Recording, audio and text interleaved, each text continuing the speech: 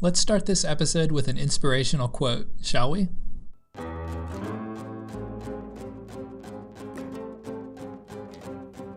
From my vantage point, psychology may be one of the strongest liberal arts majors that students can choose to help them prepare for the challenge of professional employment.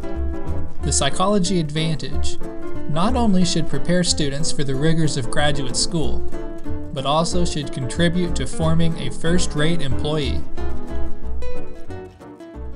This quote was from Dr. Jane S. Halonen, who is an exceptionally talented and respected expert in the teaching of psychology. In a 2013 Ion Psych article, she identified what she calls psychology's tier problem. Basically, this problem refers to the fact that professors sometimes treat undergraduates differently depending on whether they are planning to A, attend graduate school, or B, enter the workplace with their bachelor's degree. For example, a professor may be more likely to personally advise students seeking the same professional path that they pursued, whereas the same professor may be more likely to send students to a career center if they are seeking to end their professional education with a bachelor's degree. It is likely that professors do this simply because they have more experience in the academic world than they do in the workforce. However, this unfortunately creates an implicit message that only the graduate school-bound students are worthy of their professor's attention and time. This, in effect, creates a second-tier citizenship within the major. Here's the good news. As Dr. Halonen wrote in her magazine article, our graduates can obtain wonderful jobs in a wide array of settings that involve human services, research and evaluation, management, and sales, among many others. Any professor claiming not to know about the world of work for which our majors will qualify needs to seek out training from our Career Center colleagues. At minimum, professors need to be ready for one last teachable moment that will help such students truly understand the connection between their experiences in the psychology major and their professional success.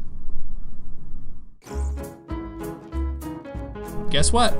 You're listening to another episode of Psych Everywhere. In this episode, Dr. Halonen is going to speak with you about how you can get the most out of your psychology degree. And yes, she has some great advice for you, regardless of whether you plan to go to graduate school or go directly into the workforce after receiving your bachelor's degree. I'll let her take it from here.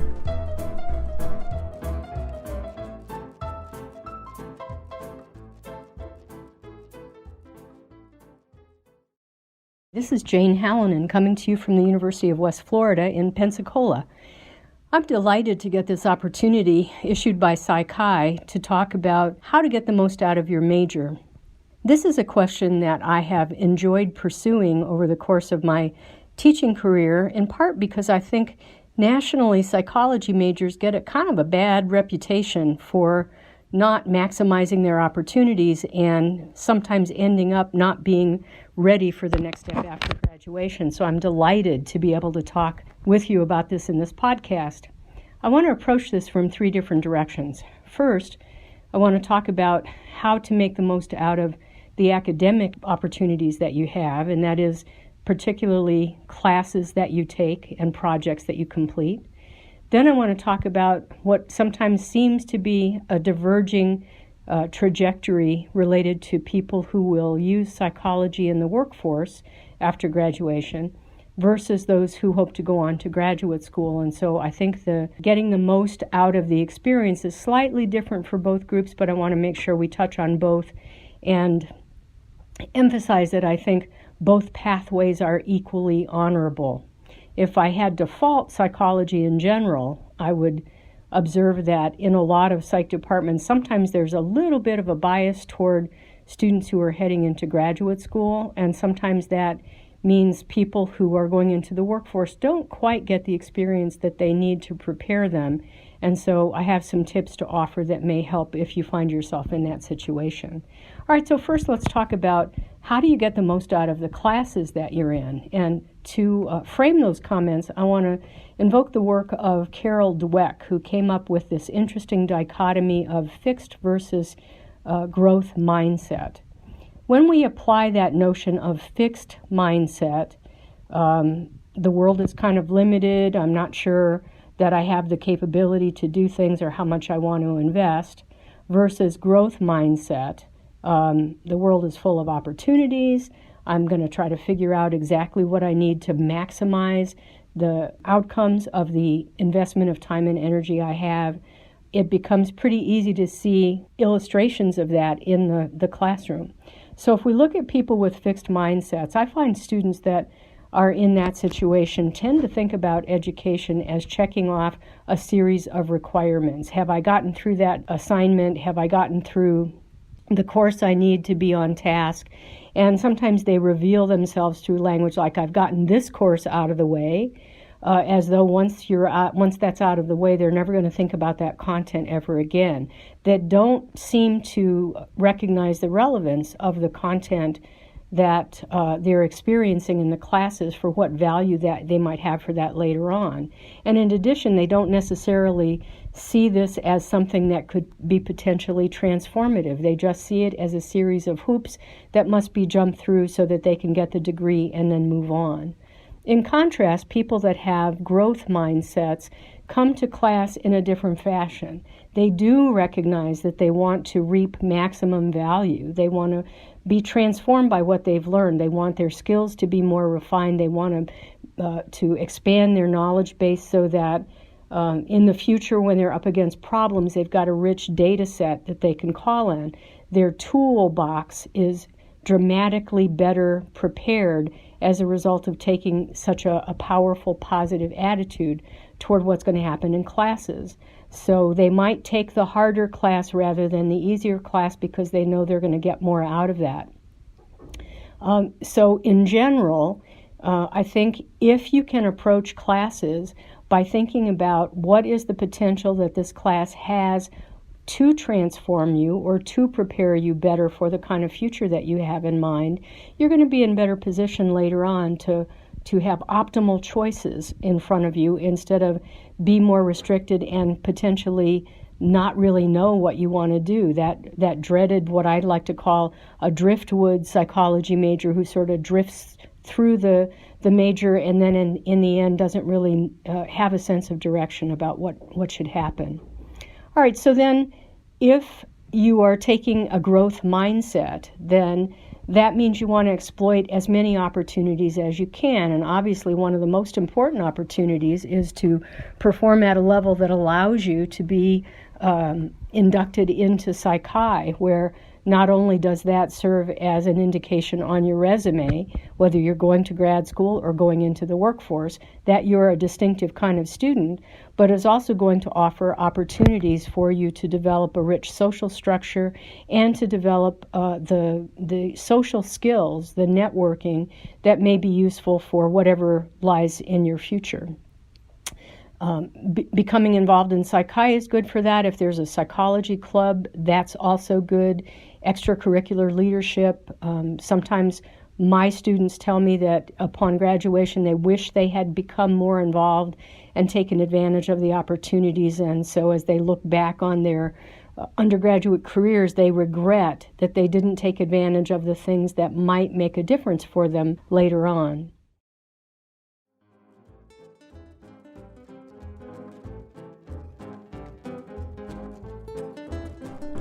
You're listening to Psych Everywhere. Up next, Dr. Halonen is going to chat about two diverging pathways: workforce psychology and graduate or professional school preparation. But real quick, let me tell you a bit more about Dr. Halonen. Jane S. Halonen, Ph.D., has been a professor of psychology at the University of West Florida, James Madison University, and Alverno College in Wisconsin. Her scholarly contributions have focused on helping psychology students, faculty, and departments to achieve optimal performance. Jane has been involved over the course of her career with helping the American Psychological Association develop guidelines or standards for academic performance from high school through graduate levels of education. Dr. Halonen served as the chief reader for the Psychology Advanced Placement Reading from 2004 through 2009. The Society for Teaching of Psychology, which she presided over in 2000, named their Early Career Award to honor her mentoring of generations of new faculty. She won the American Psychological Foundation Distinguished Teaching Award in 2000. In 2003, APA named her an Eminent Woman in Psychology, and in 2013, she won the APF Award for Applications in Education and Training in Psychology. All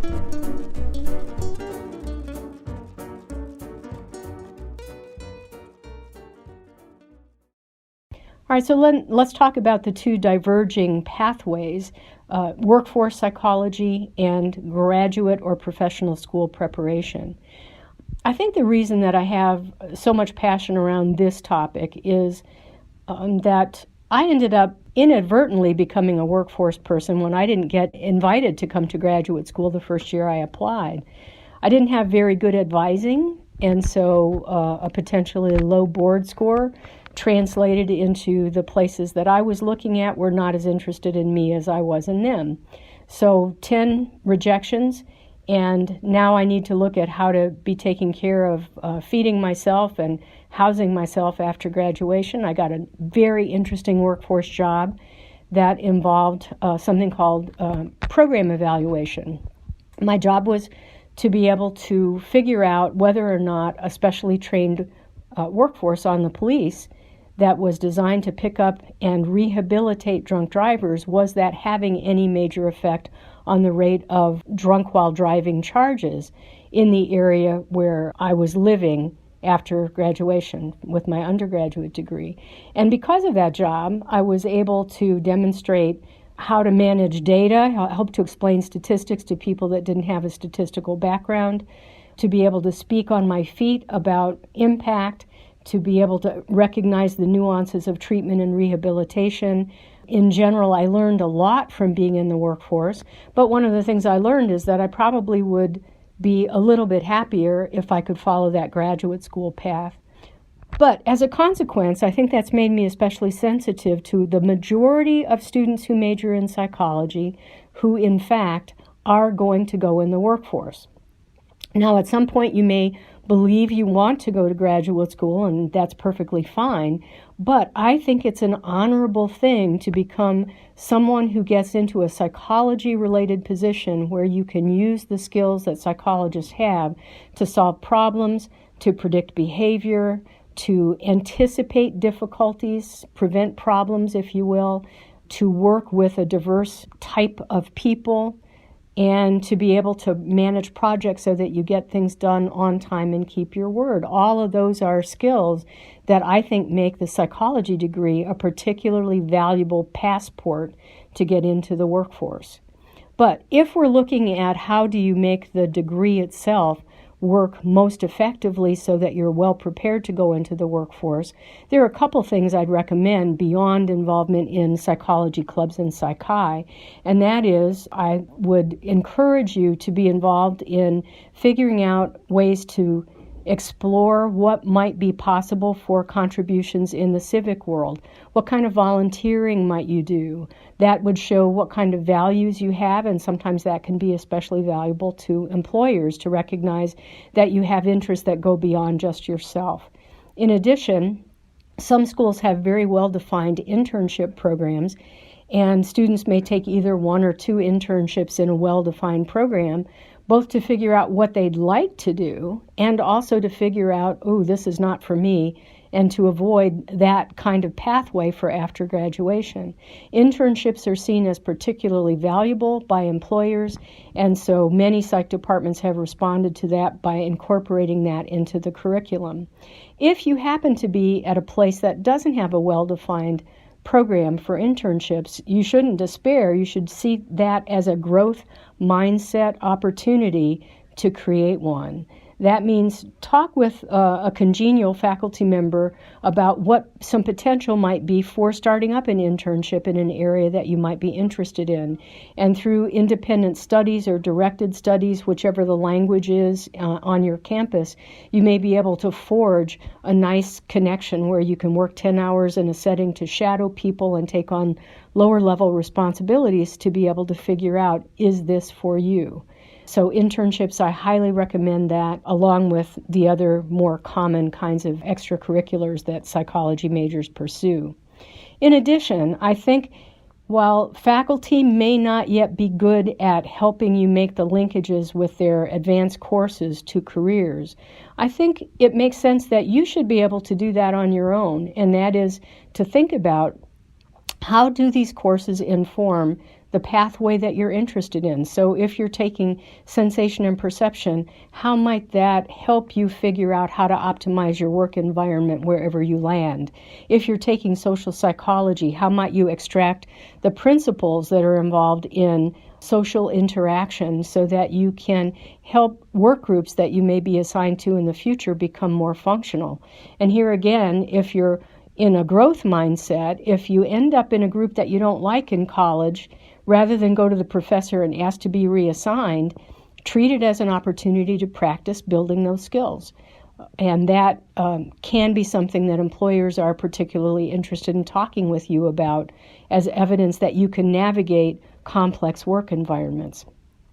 I have the great assignment at UWF of teaching capstone courses. And the way we do capstone courses is we partly focus on some content area, such as history of psychology or psychology and pseudoscience. Those are my two standing capstone assignments. But we also use about a third of the course to concentrate on getting people ready for the next step in careers.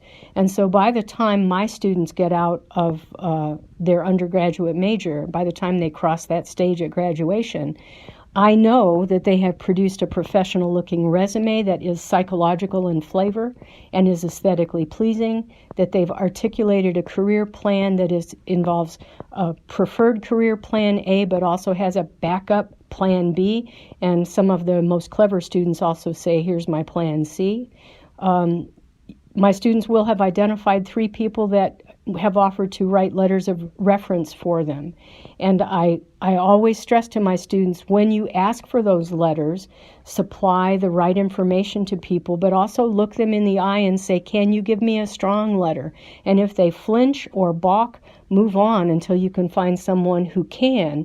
But all the more reason you want to be a growth mindset person, because it's much easier to agree to do a letter for someone who's shown that kind of quality than someone who's been a little bit self-satisfied and maybe hasn't worked as hard in the fixed mindset. The last thing I do for students in my capstone is I match them to individuals who are working in the field that they aspire to enter. These are people that they don't know, and their obligation is to have an hour-long conversation with that person, explaining the ways in which they think they're ready to graduate, using either our local outcomes in the department or the APA guidelines for what we should expect majors to be able to do upon graduation.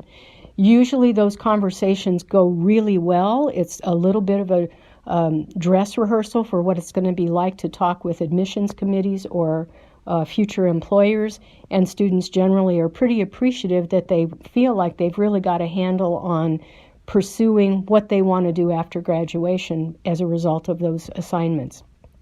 All right, so that happens for both types of students, whether they're going into graduate school application or if they're going into the workforce. So now let me switch over and talk about specifically how should those who want to go to graduate school, what kinds of things might you need to do to be good candidates? As soon as you possibly can, figure out how you can become involved and preferably immersed in research. Think about approaching the teachers that you've especially liked to see if they have an active research program that you might be able to get involved with. And that gives you an opportunity to demonstrate your commitment to the scholarly side of psychology as well as to demonstrate your work ethic. In arrangements like that go well, and especially if you're in on the ground floor early, sophomore year or so, you may be able to participate in projects that end up as publications or posters at conferences, and that introduces yet another activity that I think is critically important for you to make decisions about psychology at that professional level. If you can attend either student research conferences, some are psychological in nature. There's also the National Student Research Conference that's called NCUR. Going there and presenting is a great way to build your resume and give evidence that you've got what it takes to be able to survive and thrive in graduate school. On the other hand, if the faculty member is game to have you be part of that research team, they may incorporate you in presentations that happen at regional or national conferences. And again, that may be something that leads to a presentation opportunity. And as well, conferences are a great way to confirm that what you're doing is something that will be satisfying for you in the future. Now, whatever your pathway is, recognize that the growth mindset is going to help you be more successful whether you're entering the workforce or whether you're attempting to get to graduate school or professional school. And because high quality advising is so important, that will help you not lose time. If you've got a great advisor, be grateful because they're not always in such good supply. But if you don't, I'm going to recommend that there are several really good books on the market that try to address what you should do with your major, what steps you need to take, how to pace that. I'll mention that I have a book out with my co-author Dana Dunn. It's called The Psychology Major's Companion, and the subtitle of the book is remarkably like the topic that we've been discussing right now. That's how to get you where you want to go. Any of the books that are out there should give you a great deal of information that you can extract to be able to help you figure out how to optimize your experience as a major.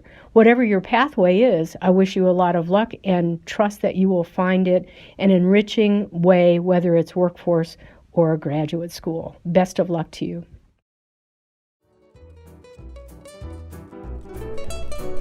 You just listened to another episode of Psych Everywhere. If you enjoyed this episode, I hope you'll leave a short review at Apple Podcast and tell all your friends about the show. To leave a review, search for Psych Everywhere, that's one word, in Apple Podcast. From there, select the podcast and then scroll down to the reviews section of that page.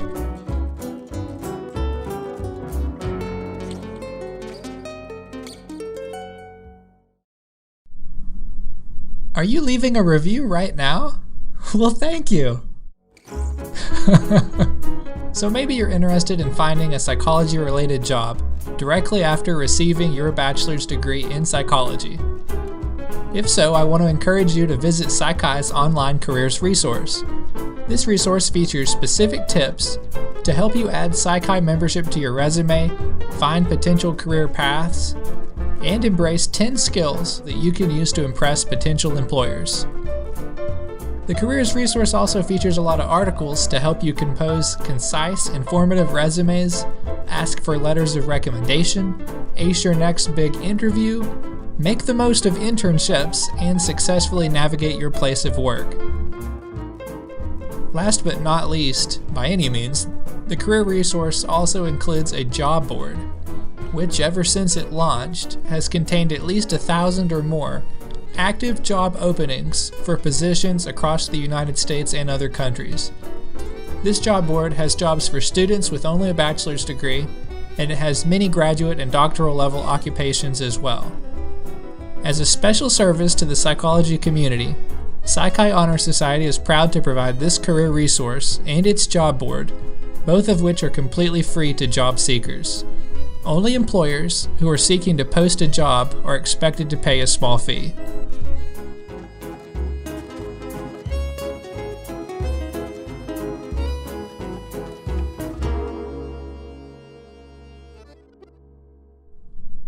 If you would like to access the careers resource, simply visit www.psychi.org/res_careers in psych. That's www.psychi.org/res_careers in psych. Okay, that's all I have to tell you for now. Happy job hunting. I'll talk to you again soon. Copyright 2020. Psi Chi, the International Honor Society in Psychology. All rights reserved.